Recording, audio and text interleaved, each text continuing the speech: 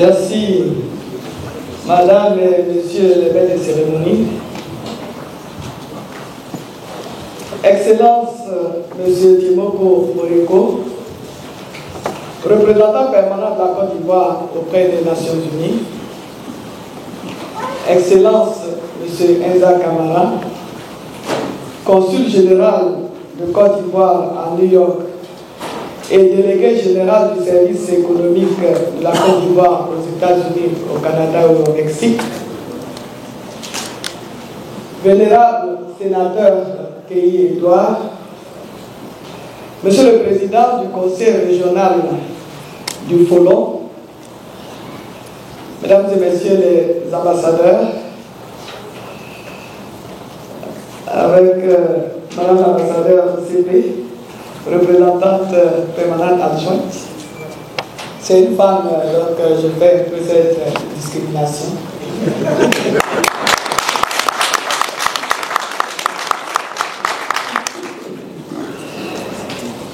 Monsieur Dossan René, directeur de la coopération au Sénat. Messieurs les guides religieux, distingués invités, Mesdames et Messieurs, tous en vos rangs, grades et qualités. Je voudrais vous exprimer ma joie, ma très grande joie d'être parmi vous, je dirais ce soir, ici à New York.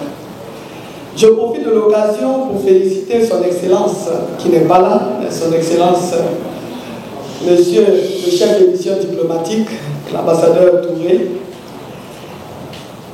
Je félicite aussi Monsieur l'ambassadeur Moriko, Timoko, Monsieur l'ambassadeur Enza Camara et tous leurs collaborateurs pour la cérémonie couplée que nous avons vécue seulement la semaine dernière, le 64e anniversaire de l'indépendance de notre pays qui a été célébré ici. Cela avec la cérémonie de présentation de la coupe qui fait la fierté de la Côte d'Ivoire et des Ivoiriens, la CAN 2023.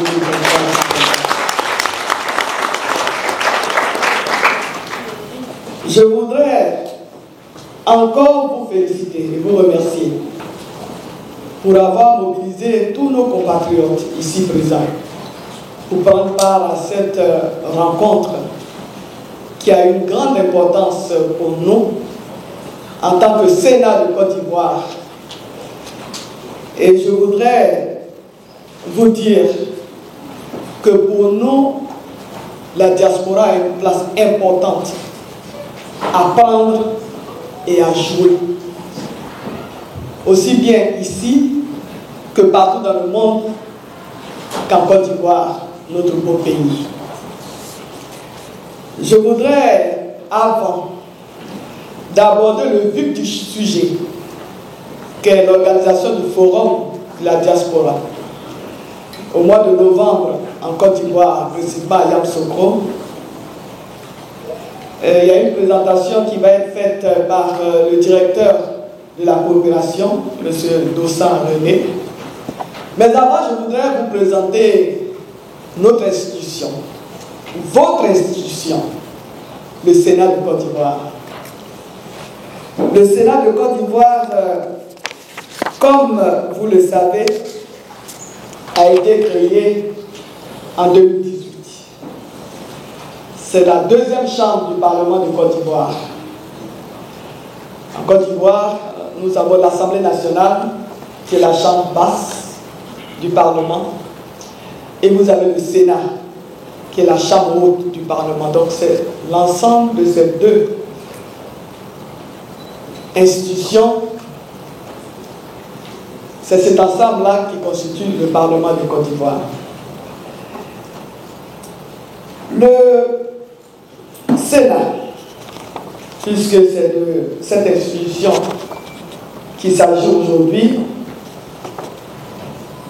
a été créé exactement depuis l'adoption de la Constitution du 8 novembre 2016. Mais le Sénat a été créé en 2018. En partage avec l'Assemblée nationale, le Sénat vote la loi. C'est ce que tout le monde sait. L'Assemblée nationale vote les lois. Le Sénat aussi vote les lois. Donc les projets de loi passent d'abord à l'Assemblée nationale et ensuite au Sénat. Donc le Sénat ou les sénateurs que nous sommes, nous votons les lois de la République.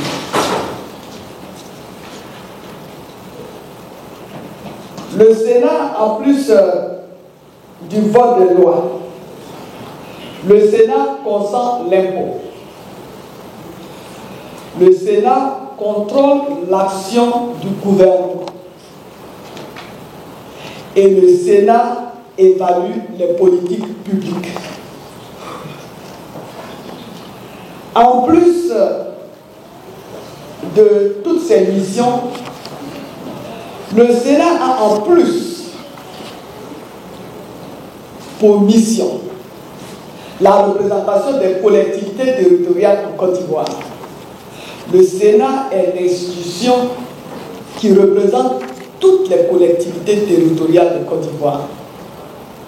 Et le Sénat est l'institution qui représente l'ensemble des Ivoiriens établis hors de Côte d'Ivoire. Donc le Sénat représente la diaspora. Le Sénat comprend 99 membres. Donc vous avez 99 sénateurs. Et sur les 99 sénateurs, vous avez 66 qui sont élus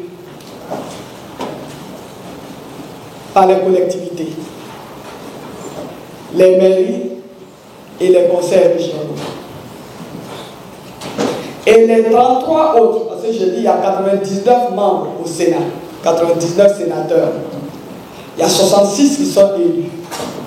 Il y a 33 qui sont nommés par le président de la République, chef de l'État. Et sur les 99 sénateurs que nous sommes, nous avons 24 femmes. Nous avons les instances du Sénat. Nous avons le bureau du Sénat. C'est l'instance suprême, le bureau du Sénat. Et dans le bureau du Sénat, vous avez 10 membres. Sur les 10 membres, donc vous avez la présidente, vous avez les vice-présidents et vice-présidentes, et vous avez les autres membres. Sur les 10 membres, vous avez 6 femmes et 4 hommes.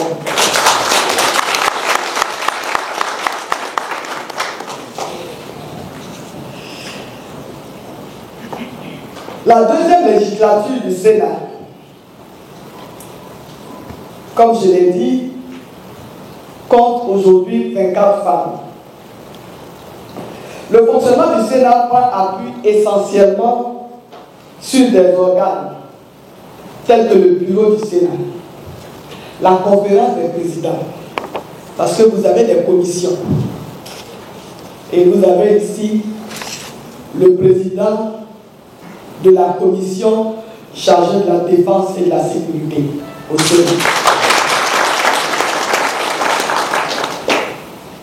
Donc, vous avez le bureau du Sénat, vous avez la conférence des présidents, c'est-à-dire les membres du bureau du Sénat, plus tous les présidents de commission.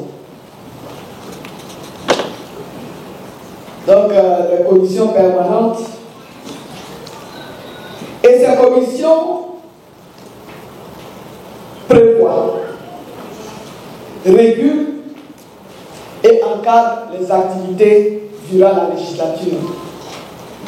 Je dois dire que c'est plutôt l'ensemble, c'est-à-dire le bureau, la conférence des présidents, les présidents de commission, qui sont membres de la conférence des présidents. C'est cet ensemble-là qui prévoit, qui régule et qui encadre les activités durant la législature. Voici succinctement présenter le Sénat de Côte d'Ivoire. Je dis bien votre institution, notre institution.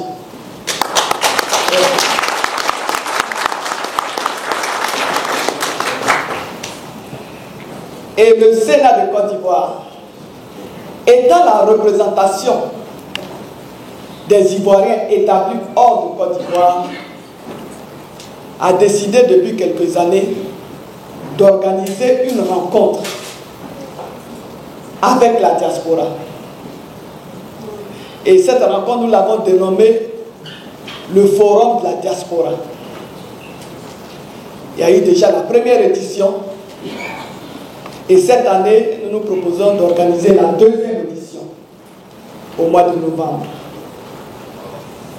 Je vais à présent passer la parole à monsieur le directeur de la coopération du Sénat pour vous parler dans les détails de votre forum, de notre forum, du forum de la diaspora. Je vous remercie.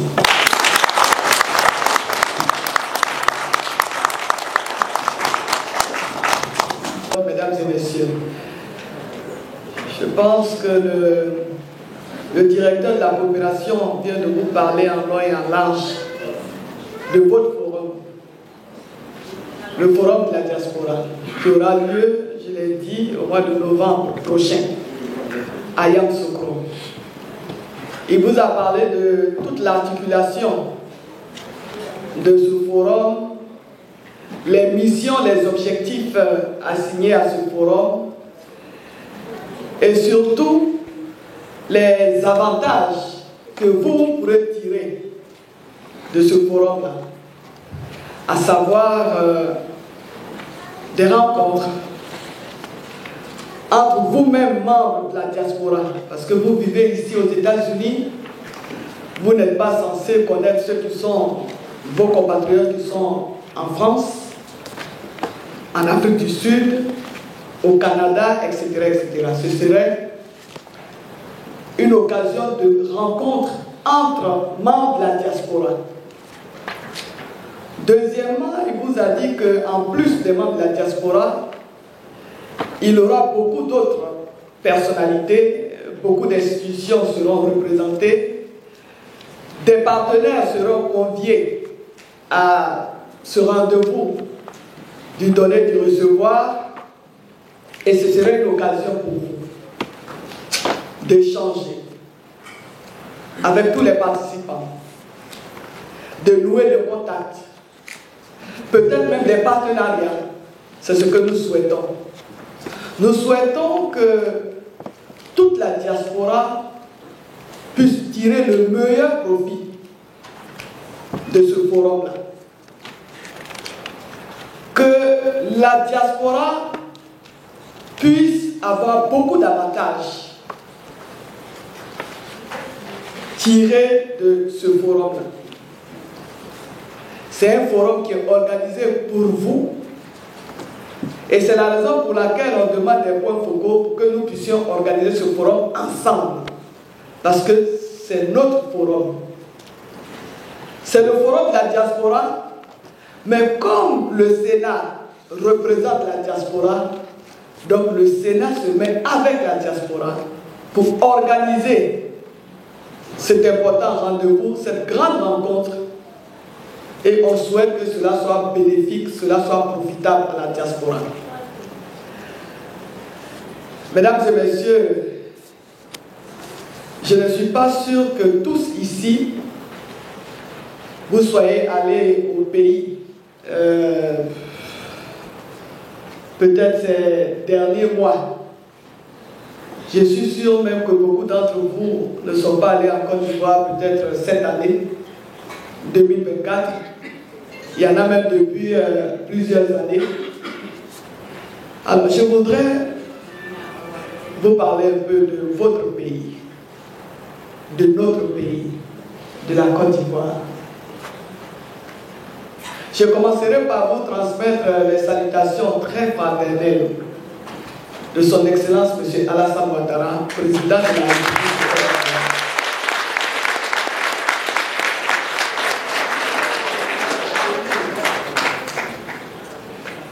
Votre président, notre président, son Excellence, M. Alassane Ouattara, se porte bien.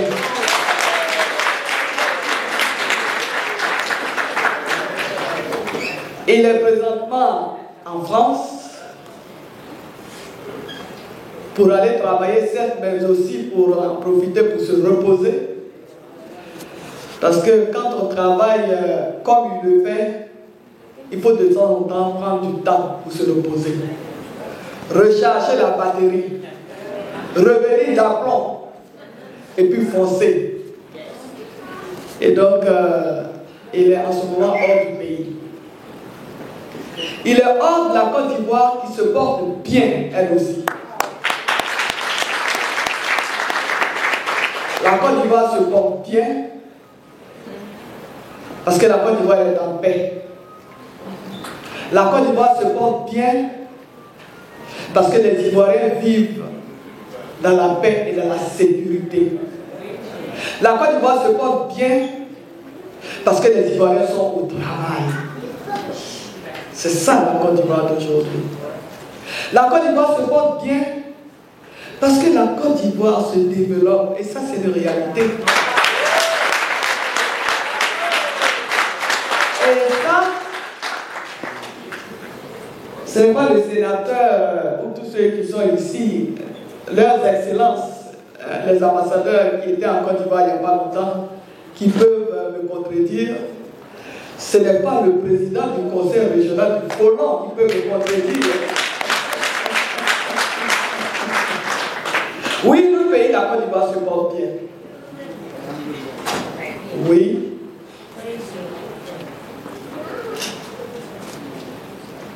Nous disons que la Côte d'Ivoire se porte bien parce qu'on a un tableau comparatif. Oui. Il y a à peine 13 ans, il y avait la Côte d'Ivoire. La Côte d'Ivoire jusqu'en 2010. Un pays en crise. Crise post-électorale. Accompagnée de violence, de casse et même de mort d'hommes. C'était ça la Côte d'Ivoire d'hier. Mais la Côte d'Ivoire d'aujourd'hui, sous son Excellence, M. Alassane Ouattara, la Côte d'Ivoire se porte bien. La Côte d'Ivoire se porte bien sur tous les plans. Je ne le dis pas parce que je suis aujourd'hui président du Sénat. Je ne le dis pas parce que j'ai été membre du gouvernement. Je ne le dis pas parce que je suis vice-présidente du parti au pouvoir. Je ne le dis pas.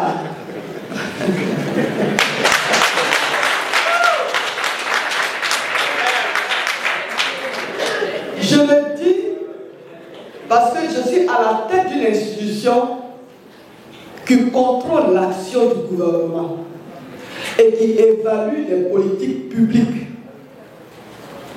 Ça veut dire qu'aujourd'hui, nous sommes au Sénat dans une position où c'est nous qui contrôlons ce que le gouvernement fait.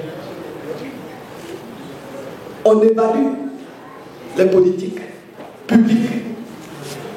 Et d'ailleurs, au moment où je vous parle, il y a des délégations du Sénat qui sillonnent la Côte d'Ivoire. Vous avez pu le constater ou le voir à travers les médias. Parce que nous, pour évaluer, il faut aller voir, il faut écouter, il faut regarder, il faut analyser avant de donner un avis. C'est ça le rôle du Sénat, en plus de toutes les missions que j'ai citées. Je vous ai dit, le Sénat vote les lois. Mais nous, là, quand un projet de loi arrive au Sénat, il a dit, nous avons toutes sortes d'expertise aujourd'hui au Sénat. C'est-à-dire que s'il y a un projet de loi qui arrive, si ça concerne la diaspora, vous avez des gens qui ont été à la diaspora.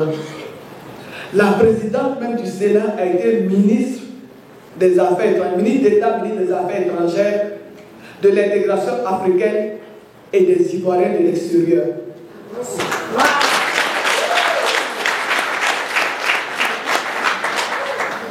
Si vous voulez parler de la santé, vous avez des médecins au Sénat. Vous parlez d'éducation, formation, vous avez des enseignants du secondaire, du supérieur, des professeurs agrégés qui sont au Sénat. Vous parlez d'infrastructures routières, vous avez des ingénieurs. Vous avez des experts. Vous parlez de climat, vous avez des experts chargés de la climatologie. Vous voulez parler de gens, femmes, jeunes, hommes évidemment. On a des sénateurs très jeunes. Je vous ai dit, nous avons 24 femmes, mais des femmes de qualité. Vous avez des hommes de valeur, de grande qualité. C'est ça qui fait la force du Sénat. Vous avez des élus, élus par la population, mais on l'a dit, le président regarde parmi les Ivoiriens. Quelles sont les expertises qu'il faut dans cette institution pour que l'institution puisse bien jouer son rôle de contrôleur de l'action du gouvernement et puis des experts pour pouvoir évaluer efficacement et de façon crédible les politiques publiques. C'est ça qui fait le Sénat. Donc, nous, quand on apporte un jugement, c'est parce qu'on a constaté. Parce que nous sommes du côté de la population. Les sénateurs sont les représentants du peuple en même temps, comme les députés. C'est pour ça que nous sommes élus par les populations. Et on a dit, nous représentons les collectivités territoriales. Est-ce que vous avez des Ivoiriens qui ne vivent pas dans une commune, ou bien dans une région, ou bien dans un district? Il n'y en a pas. Donc, à travers les collectivités territoriales, nous représentons les populations. Donc, nous sommes du côté de la population. Nous travaillons à regarder et à défendre les intérêts des populations. C'est la raison pour laquelle, quand un projet de loi nous arrive, nous analysons. Il y a les commissions qui travaillent, qui se réunissent, qui font leur travail. Et avant que les commissions ne se réunissent, vous avez les groupes parlementaires qui reçoivent les projets de loi et qui vont les disséquer aussi. Parce que les groupes parlementaires représentent évidemment les militants, les militantes, les populations qui sont issues de leur parti politique. Donc, eux, ils font ce travail-là d'abord, en amont. Ensuite, les commissions se réunissent. Et dans les commissions, vous avez tout le monde. Et il faut savoir que parmi les personnes nommées par le président de la République, comme il recherche toujours des experts ou des expertises, vous avez beaucoup de gens de la société civile qui sont membres d'aucun parti politique, mais qui sont nommés par le président de la République à cause de leurs compétences, leur expertise, pour venir enrichir les débats et puis faire prendre les bonnes décisions. Donc pour aboutir à de bons votes. Et donc après les commissions, les projets de loi viennent en plénière. En commission, le commissaire du gouvernement, c'est-à-dire le ministre qui est porteur du projet au nom du président de la République, passe devant la commission. Et comme ça a été dit par le directeur, en général, le président du Sénat ou la présidente du Sénat n'est pas obligé d'être présente. En général même, je ne suis pas présente. Mais la plénière est présidée par la présidente du Sénat ou le président du Sénat. Bon, maintenant c'est la présidente du Sénat.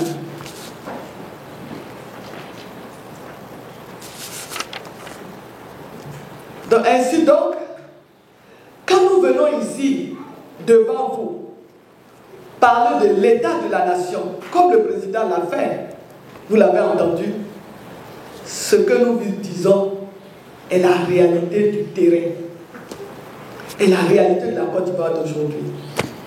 Donc je l'ai dit, un pays où il y a la paix, où il y a la sécurité, dans un environnement que tout le monde connaît. Vous voyez autour de la Côte d'Ivoire, la Côte d'Ivoire se donne les moyens de préserver la paix, la sécurité et aussi la stabilité. Vous savez que le président, il le dit toujours, son ambition c'est de faire de la Côte d'Ivoire un pays émergent. Donc un pays développé. Mais un pays ne peut se développer que lorsqu'il y a la paix, la sécurité et la stabilité. Et donc il travaille à cela. Au niveau politique, vous le voyez, tous les partis politiques sont sur le terrain. Les partis politiques évoluent, se réunissent, mènent leurs activités, ont la liberté d'expression, la liberté d'aller et de venir, de travailler, et cela se passe bien. Vous savez que nous sommes en train de préparer 2025, l'élection présidentielle d'octobre 2025. Pour ce faire, tout le monde est sur le terrain, tous les partis politiques sont sur le terrain. En ce moment, il y a la Commission nationale indépendante, comme on dit la CEI, la Commission électorale indépendante, qui est à l'œuvre, qui est au travail, qui est en train de préparer, parce que c'est son rôle aussi, c'est sa mission, qui est en train de préparer l'élection 2025. Mais une élection se fait à partir d'une liste électorale. Il y a déjà eu, je dirais, l'élaboration de la liste électorale, mais à partir du mois de septembre, il y aura la révision de la liste électorale, ce qui est tout à fait normal. Donc c'est tout à fait normal qu'avant les grandes échéances électorales, qu'on puisse revoir la liste électorale. Parce que, évidemment, il y a eu des décès. Peut-être il y en a qui ont déménagé, il y en a qui sont partis du pays.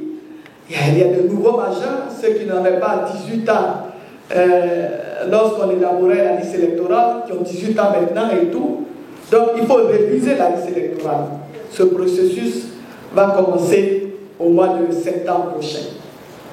Et je profite de l'occasion pour vous demander de dire à tous vos parents, toutes vos connaissances, de s'apprêter, de se préparer, de préparer tous les documents pour ceux qui n'en ont pas encore, parce que malheureusement, jusqu'à aujourd'hui, vous avez encore en Côte d'Ivoire des personnes qui n'ont pas d'extrait de naissance, donc qui n'ont pas de jugement supplétif, ou alors qui n'ont pas encore établi leur certificat de nationalité, ou qui n'ont pas de carte nationale d'identité. Donc nous demandons à tous les Ivoiriens de se préparer avec tous ces documents-là pour pouvoir figurer sur la liste électorale pour tous ceux qui ont 18 ans et plus. À côté de cela, la Côte d'Ivoire continue son développement. Aujourd'hui, je dirais que le pays est en chantier. Et ce n'est pas trop, ce n'est pas faire peut-être la démagogie, mais c'est une réalité. Vous prenez la ville d'Abidjan.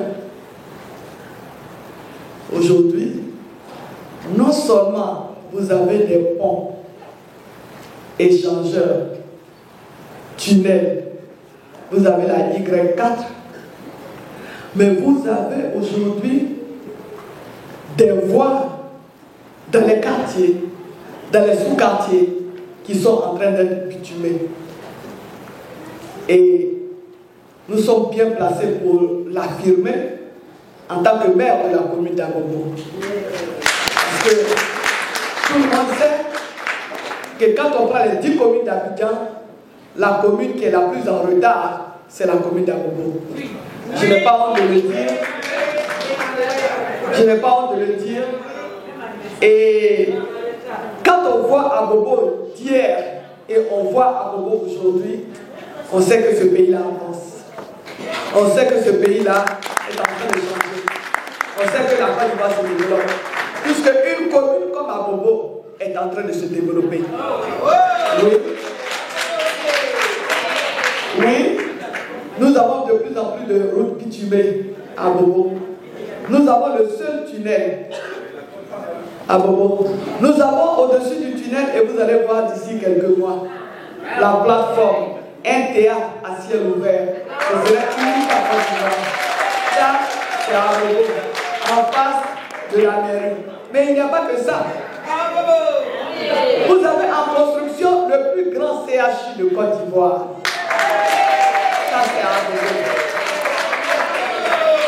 Et ça va compléter la liste des CHU construits ou en construction.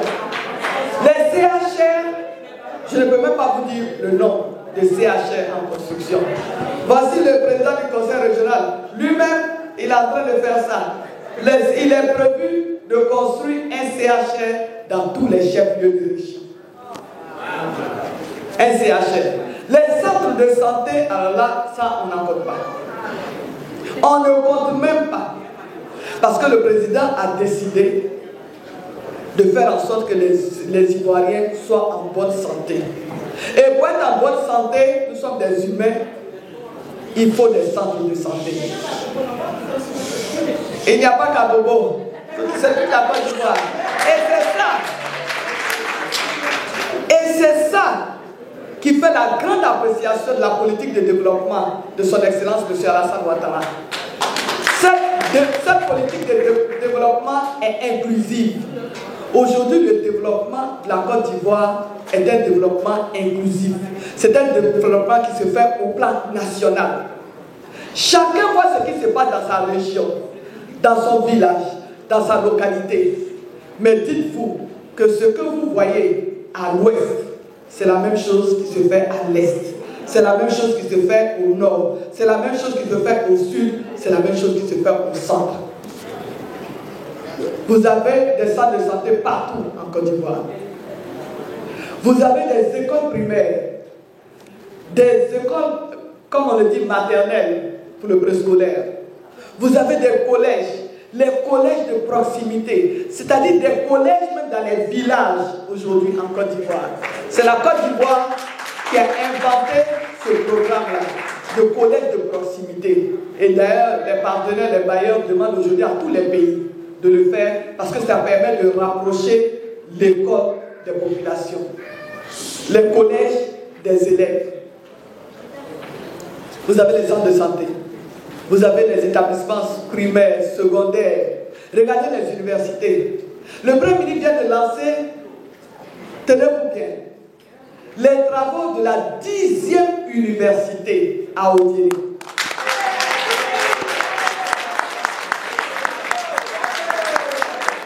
C'est la 10e université de Côte d'Ivoire en l'espace de combien d'années?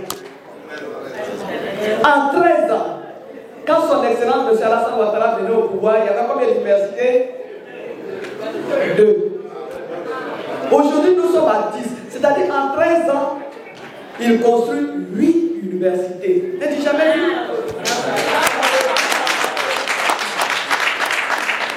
Aujourd'hui, il a lancé le programme d'électrification. Aucun village de plus de 500 habitants est sans électricité aujourd'hui en Côte d'Ivoire. Il y a des localités où en 2010, on était à un taux de couverture de peut-être, je ne sais pas moi, 2%. Aujourd'hui, ils sont à 100%. Ces villages sont à 100% de taux d'électrification. Regardez le programme d'adduction en eau potable. Faire en sorte que les Ivoiriens vivent de mieux en mieux grâce à la consommation d'eau potable. Aujourd'hui, c'est un vaste programme qui est lancé.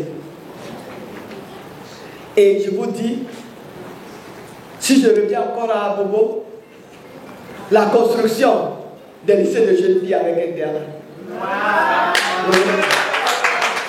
Vous avez un programme de construction de lycées de jeunes filles avec internat. Et Abobo, évidemment, est bénéficiaire. Dans quelques mois, cet établissement-là sera disponible. Nous venons de lancer la construction d'un lycée d'excellence, encore à Abobo. Ça fait partie des lycées d'excellence en construction en Côte d'Ivoire. Nous avons lancé les travaux de la piscine olympique d'Abobo. Et ça fait partie des piscines olympiques en construction. Il en aura à Yopougon, et dans des villes de l'intérieur.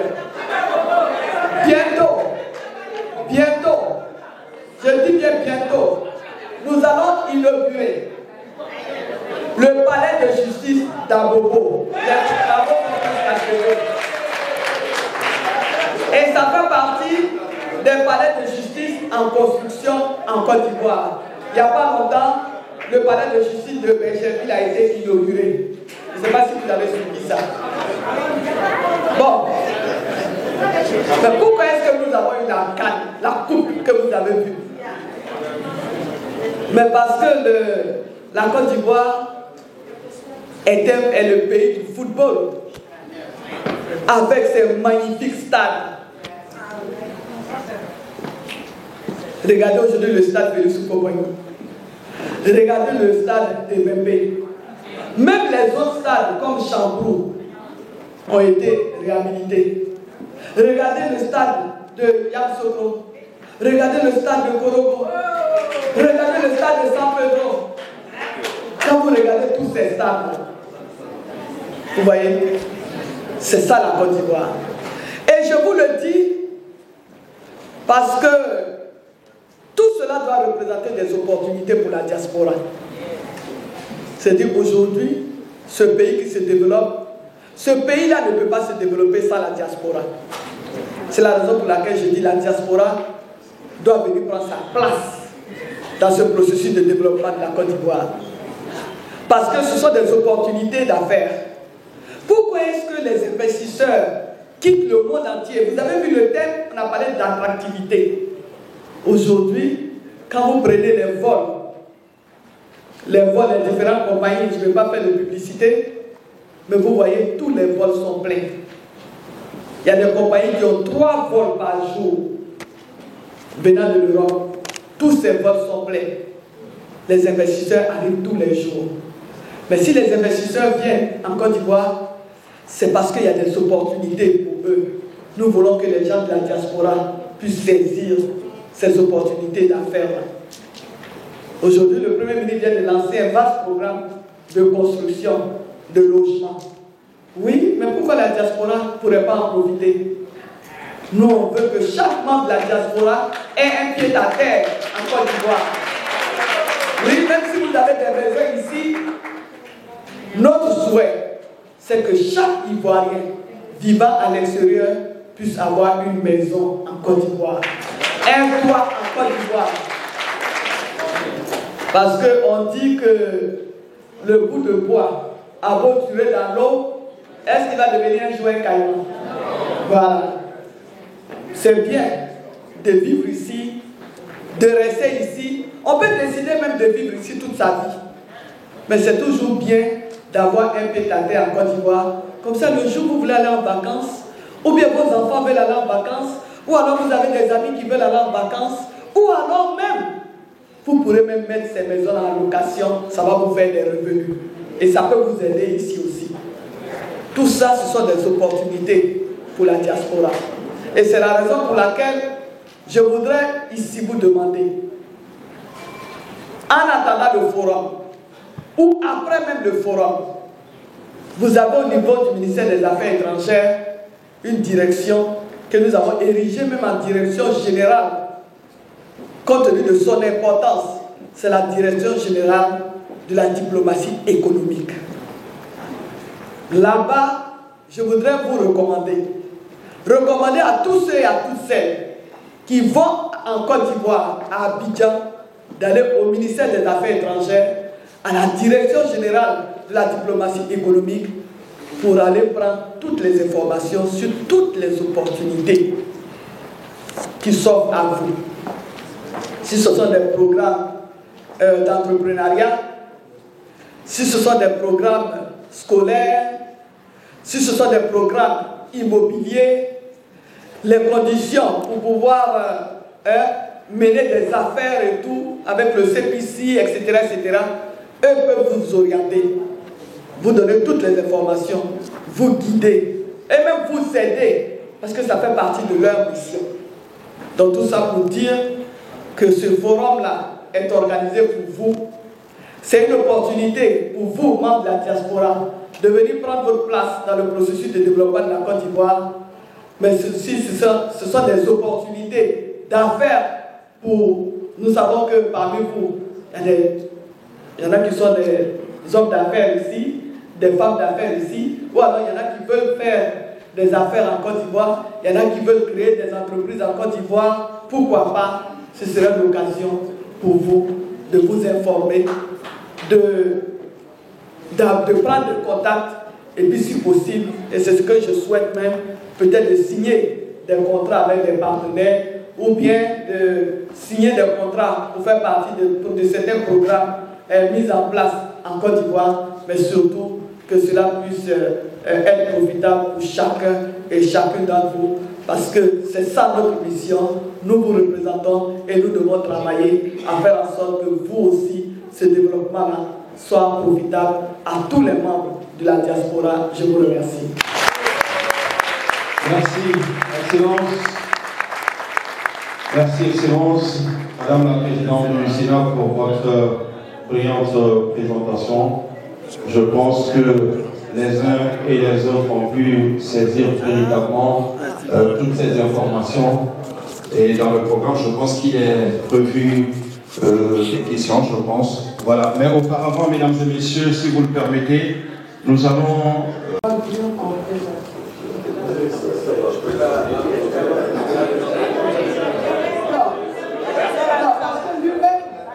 Je n'ai pas bien compris sa question.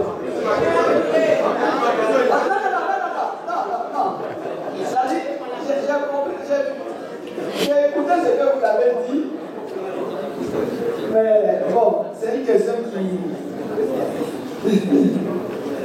Mais ceci là. Nous arrivons de Chicago. Nous y étions pour le forum, la 11e édition du Forum international des leaders.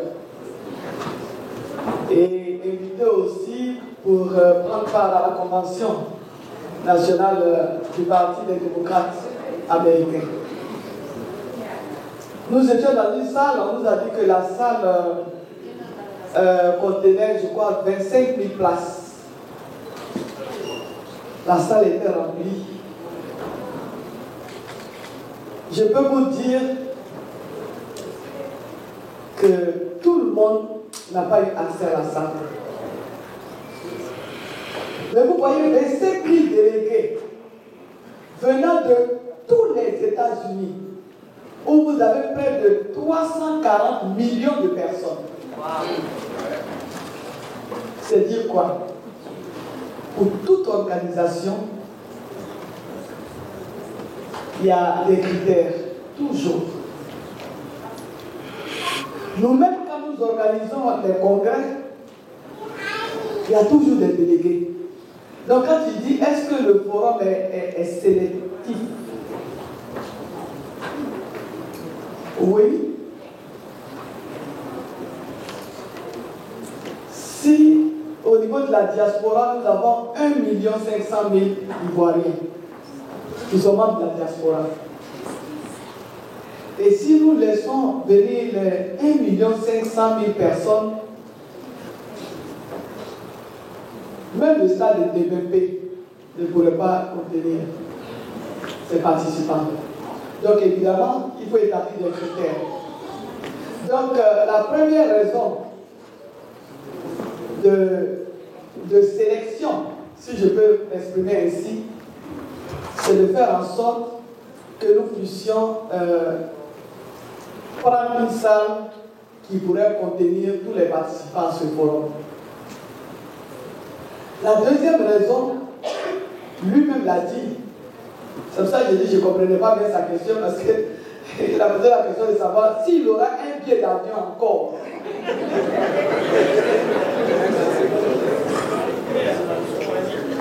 Malheureusement, le Sénat ne peut pas donner un billet d'avion à tous les membres de la diaspora. Si on offre tout de suite des billets d'avion à tous ceux qui sont dans la salle ici, personne ne va rater ce rendez-vous-là. Donc c'est dire, ça c'était un peu pour faire un peu de digression, mais pour dire qu'effectivement pour une organisation réussie du forum, on a établi des critères. Parce que ça va se passer à Yamoussoukro.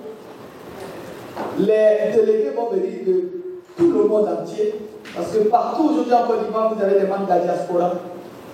On ne peut pas faire déplacer tout le monde. Il n'y aurait pas de salle pour contenir tout le monde. Deuxièmement, ce n'est pas soutenable budgétairement. Ce n'est pas possible qu'on puisse payer le billet d'avion et le séjour à tout le monde, pour que tout le monde puisse venir prendre part. Mais malgré cela, nous invitons la diaspora. Et c'est la raison pour laquelle on souhaite que nos compatriotes s'organisent dans les différents pays pour envoyer des délégations. Donc il serait plus aisé pour tout le monde de gérer les délégations que d'accueillir tout le monde comme ça. Et puis nous voulons un forum réussi. Pour que le forum soit une réussite totale, il faut un minimum d'organisation. Et c'est la raison pour laquelle, de ceci-là, nous avons mis des critères. Sinon, tout le monde est le bienvenu. Et nous allons considérer, à travers les délégués qui vont venir de par le monde, que ce sont tous les membres de la diaspora qui seront présents, puisque ces membres-là seront représentés par les délégations qui vont venir prendre part au forum à Yamoussoukro. Madame Bamba souhaite qu'il y ait ici, aux États-Unis, une banque. Madame Kaba. Madame Kaba propose qu'il y ait une banque des Ivoiriens ici. Moi, je soutiens cette idée, mais je souhaite que vous-même,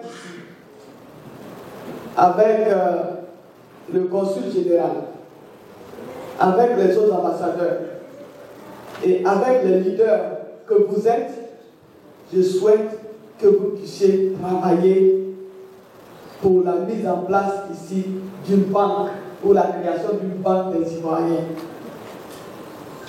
Pour l'heure, je ne pense pas que nous ayons la possibilité de venir ici, créer une banque, à partir d'Abidjan, créer ici une banque pour les Ivoiriens. Mais je sais que par exemple, pour l'immobilier, il y a un travail qui est en train d'être fait avec Trésor Monnaie. Il y a des choses qui peuvent être faites à partir de la Côte d'Ivoire. Et d'ailleurs, nous avons demandé au niveau des affaires étrangères que tous les programmes qui se mettent en place en Côte d'Ivoire, que la diaspora puisse y participer. Mais cela se fait avec les banques en Côte d'Ivoire. Maintenant, la création d'une banque ici, je pense peut-être que vous pourrez voir ici en interne. S'il y a d'autres pays, ou alors s'il y a des ressortissants de d'autres pays qui ont pu le faire ici, alors pourquoi les Ivoiriens ne feront pas la même chose?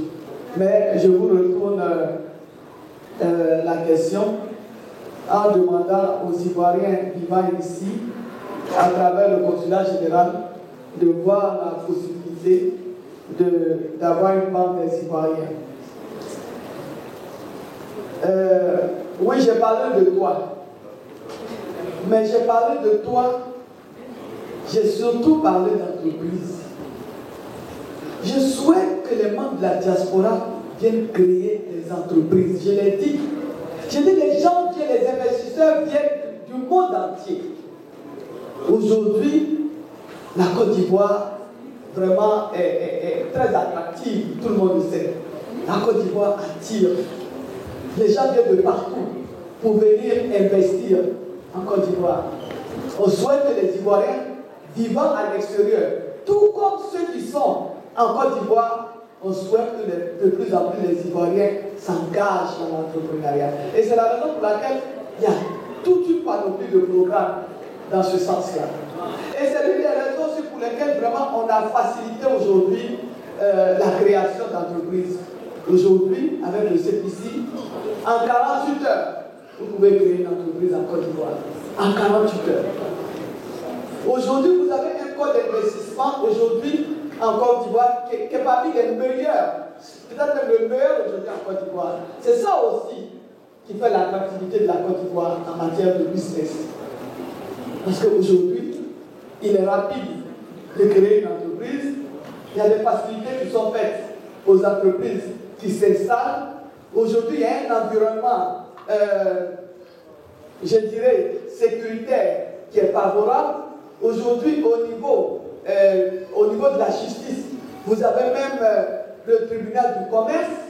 Aujourd'hui, donc, il y a tellement de réformes qui ont été faites pour justement accroître l'attractivité de la Côte d'Ivoire, pour que que ce soit les Ivoiriens, que ce soit des étrangers, mais que les gens puissent créer facilement des entreprises et puis opérer facilement en Côte d'Ivoire et en toute quiétude, en toute sécurité. Et puis évidemment, cela est profitable aussi bien pour le pays, la Côte d'Ivoire, qu'aux investisseurs eux-mêmes. Donc c'est une opportunité pour vous. C'est une grande opportunité pour vous, pour que vous veniez. Et quand on dit de venir faire des affaires, il y en a qui pensent qu'il faut être milliardaire. Non. Aujourd'hui, dans l'entrepreneuriat, vous avez tout. Même dans le domaine des mines, vous avez la sous-traitance. Dans tous les domaines, vous avez la sous-traitance. Donc c'est vrai, il y a de très grosses entreprises, mais on demande aux grosses entreprises de pouvoir travailler avec les petites entreprises locales qui sont dirigées, qui sont gérées par les nationaux. On veut que la diaspora puisse saisir cette opportunité-là aussi. Donc on vous donne toutes ces informations pour dire que vous aussi, vous avez votre place dans ce développement-là. Ce n'est pas seulement pour les richards, comme on le dit, les milliardaires, c'est pour tout le monde. Aujourd'hui, vous avez de nouveaux métiers en Côte d'Ivoire. Aujourd'hui, vous avez des nouveaux métiers. Je pars, vous pouvez faire beaucoup de choses. Dans le BTP, vous pouvez créer des entreprises et puis travailler. Je l'ai dit aussi dans l'éducation, dans la santé, vous pouvez créer des entreprises. Vous travaillez. Mais je dis, vous ici, peut-être que vous ne connaissez pas ça, mais je dis souvent, entre autres choses que j'ai dites à nos compatriotes en France, par exemple, j'ai dit, mais regardez, avant, pour l'entretien des bâtiments, on pouvait faire appel à des frères, à des neveux, à des nièces qui étaient à la maison, qui ne travaillaient pas et tout, on les prenait. Mais aujourd'hui, non. Ce sont les entreprises qui s'occupent de l'entretien des bâtiments. Ce sont les entreprises qui font le gardiennage. Ce sont les entreprises qui font les petits travaux. Quand on doit faire les caniveaux, quand on doit faire le bâtiment. Par exemple, nous avons demandé que pour tous ces chantiers-là, qu'on donne la chance aux jeunes. Par exemple, je donne le cas d'Abobo. Je vous ai parlé du CHU, mais nous avons demandé qu'on prenne en priorité les jeunes de la commune. Et donc les jeunes s'organisent. Il y en a qui créent, ils se mettent ensemble, ils créent des entreprises et puis ils ont des marchés et ils travaillent. Vous voyez bien qu'on a dit 2023 année de la jeunesse, 2024 année de la jeunesse, 2025 année de la jeunesse. Et d'ailleurs, le ministre de la Jeunesse, que je félicite ici, vous le savez bien, a tout un programme pour les jeunes. Et avec la première dame, il y a le fonds Papsi, je profite pour remercier la première dame, qui octroie des fonds à des femmes qui se regroupent ou alors qui créent leurs entreprises. Aujourd'hui, c'est ce qui est encouragé. L'entrepreneuriat des jeunes, l'entrepreneuriat des femmes. Que vraiment, il y a tellement de choses à faire.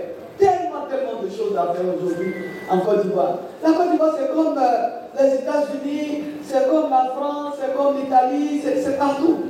Tout ce qui se fait là. Aujourd'hui, on ne se lève pas comme ça pour le faire. Il faut créer une entreprise. Voilà, donc c'est la même chose. Et vous avez cette capacité-là parce que vous êtes ici, vous avez dû acquérir des compétences, de l'expérience ici. On veut que vous alliez mettre tout cela au service de la Côte d'Ivoire. Cela sera profitable au pays, mais cela sera profitable à vous aussi. Non seulement vous allez gagner, vous allez avoir des revenus, mais vous allez vous sentir utile à votre pays, puisque vous aussi, vous pourrez dire oui, moi aussi, je contribue au développement de cette belle Côte d'Ivoire aujourd'hui.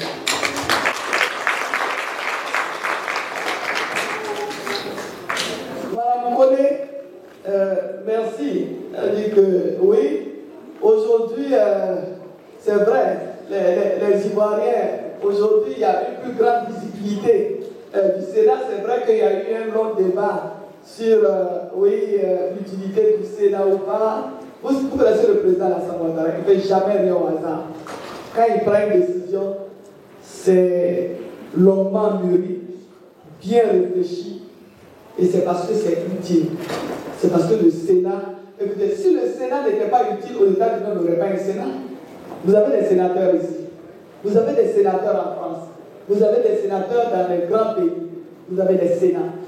Donc le Sénat, comme vous l'avez dit, effectivement joue un rôle très important parce que le Sénat vraiment représente les populations à travers les collectivités territoriales, à travers la diaspora aussi. Quels sont les avantages du déguerpissement? Alors, moi je voudrais poser une question à tous ceux qui sont dans la salle ici. Nos deux questions. La première, vous voulez que la Côte d'Ivoire change, oui ou non? Oui.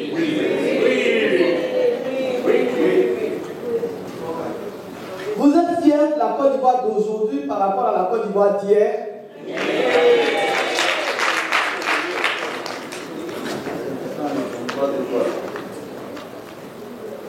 Nous voulons être fiers, plus fiers de la Côte d'Ivoire de demain que de la Côte d'Ivoire d'aujourd'hui.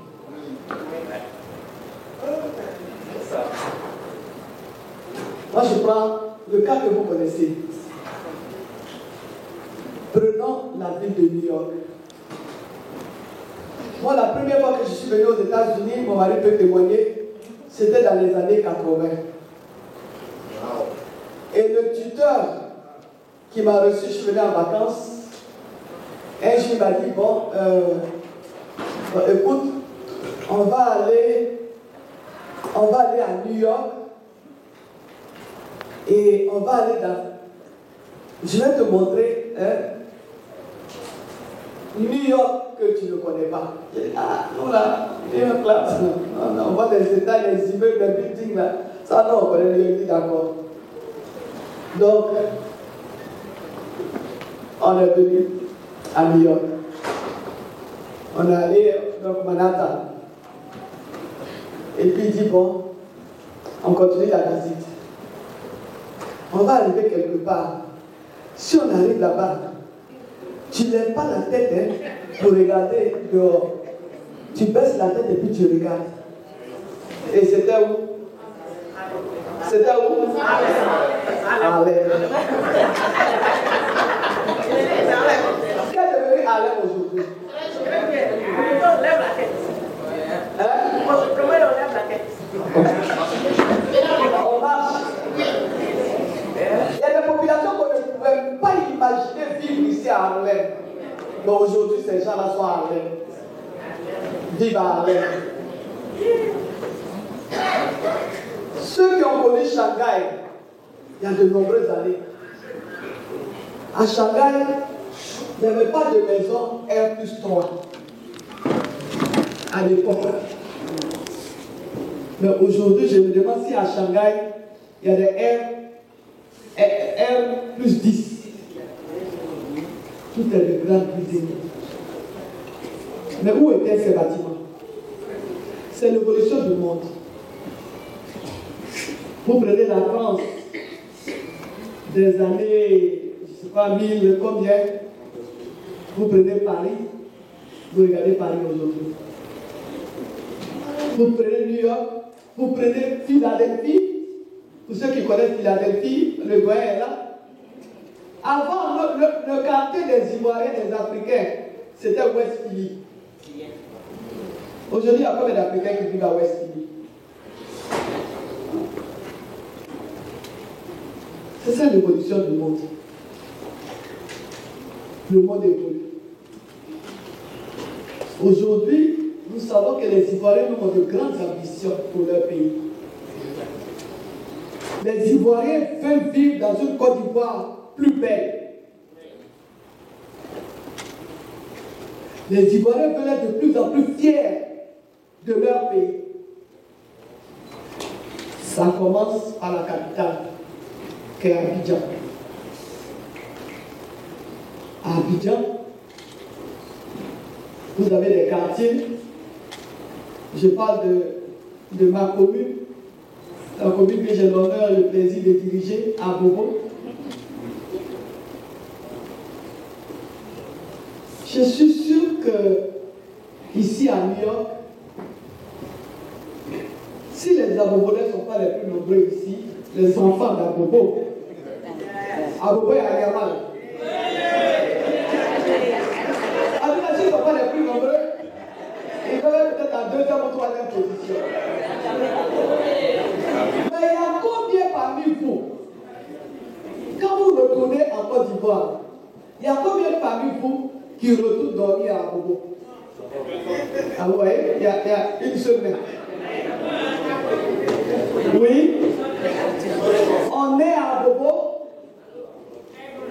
on fait des études à Bobo, mais quand on commence à travailler, on ne dort pas à Bobo, on va ailleurs. Mais pourquoi? Parce que les autres quartiers se sont développés.